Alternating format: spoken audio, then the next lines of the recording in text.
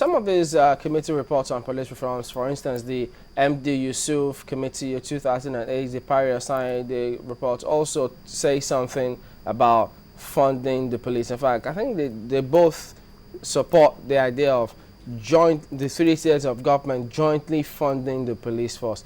What are your thoughts on this? Yes, we run a federal system, and until we resolve the issue about the continuity or otherwise of the current structure of police, it's going to be very difficult to have to legalize state contribution to federal funding. But in principle, that in Brazil, for example, the three layers of government actually contribute to funding of the police.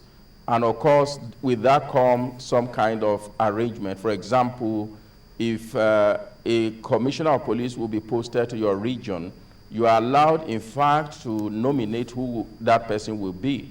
So there are this kind of structure. That's why I said we need some kind of new ideas about how we will organize our police, and then, of course, how to do the remaining things. So I think already the states are contributing to the funding of police, but in a haphazard way and generally in a very non-transparent way, giving rise to all kinds of abuses. So I think we should try to streamline these contributions of the state and factor them into the budget of the police so that the police itself can be, as a force, can be accountable for the use of these resources. So I think it's something that can be negotiated, but I'm sure that will not happen until we have some kind of consensus on the organization of the police, whether it remains as just a federal force or they are going to be devolution or restructure into various levels of government. Does the way the Inspector General of Police is appointed matter in terms of reforming the force? Oh, very sure. I'm very sure of that. In the last 12 years, I think we've had about 6 or 7 IGs. So the first thing you will notice is the lack of security of tenure. And in the circumstance, you cannot have effectiveness, you cannot have leadership, you cannot have vision. So I think the way the IGs are appointed, the lack of security of tenure, the overbearing influence of the executive, especially the presidency, I think all these are factors in the quality of policing in the country. And I think, and I have suggested many, many years, that we need to have a new mechanism for appointing the police. I believe very strongly that it should proceed in a way that the president nominates either 3 or so people to the another independent agency, which of course will recommend one of those candidates to the Senate for confirmation. If that person is not confirmed, they can go back to the pool of the 3 nominated candidates. And once appointed, the person should have a fixed tenure of 5 years or any term, and during that period can only be removed under the same condition that a judge of court of record can be removed. Now, one of the things that we witnessed in 2012 was this debate over whether to have state or federal policing system, because some people believe that the structure of the federal police does not in itself enhance good policing. So would you kind of give us your thoughts on that and how to reconcile the extremes and both angles of this debate? Yes, on a personal level, I have just mentioned that I think the protagonists essentially are the governors, and they have a right to do that. But I have just mentioned to you that indeed the governors currently have a duty that they have refused to perform, which is ensuring the effective operation of the Nigeria Police Council.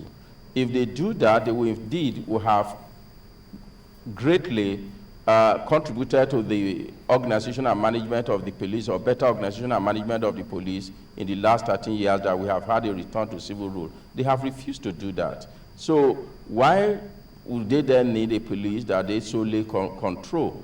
And indeed, the language of the debate is frightening, because each time the governors say they want a state police, they say we do not control the police. Police are not supposed to be controlled by the governors. All right, States, the mechanism, the law are supposed to be the controller of the police, not the governors. So I think that's a problem with the character of the debate. In terms of structure, in a federal system, you should have, for example, capacity to enforce the laws that you make. And in that respect, some level of local police, some level of state police are necessary. But let us not imagine that the police mean only Nigeria Police Force. In Lagos, for example, you already have some kind of policing organizations like LASMA, CARE. These are policing agencies. They contribute to the maintenance of public order, and to that extent, they are a form of policing. But somehow, we all tend to focus on Nigeria Police as the only policing organization, only insofar it relates to the power of prosecution and power of detention. These are not the only two functions of a police. So ideally, every level should have mechanism for enforcing the law. So it boils down to what we might call separation of power, and then the legislative list. In all the debate, it's interesting that nobody is talking about the state taking over the prisons. Okay. Yes, 98% of people in prisons are incarcerated or detained, remanded for offenses created by the state. So Okay. in a sense, the federal government is actually subsidizing enforcement of law for the states. Let me jump in there, Prof. In those committees that you've been in, was anything said about the police college? And what was it, and what should be done? What do you think should be done? No, I was a member of the 2006, which is a long time ago, and we did observe that they were in very horrible situations.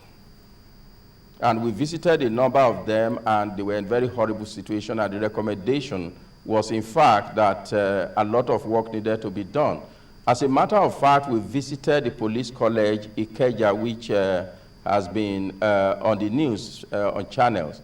And again, the recommendations were made that if you do not train people in an environment that confers dignity on them, they are not likely to confer dignity on members of society.